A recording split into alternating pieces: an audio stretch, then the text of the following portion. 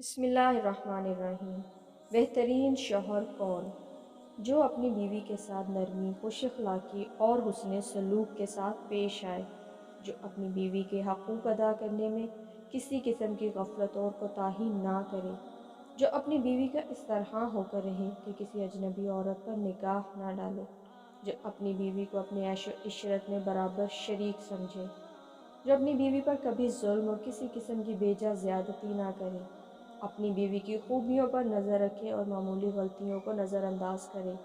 جو اپنی بیوی کی مصیبتوں، بیماریوں اور رنج و غم میں دلجوئی، تیمارداری اور وفاداری کا ثبوت دے، جو اپنی بیوی کو پردے میں رکھ کر عزت و آبرو کی حفاظت کرے، اپنی بیوی کو ذلت اور رسوائی سے بچائے،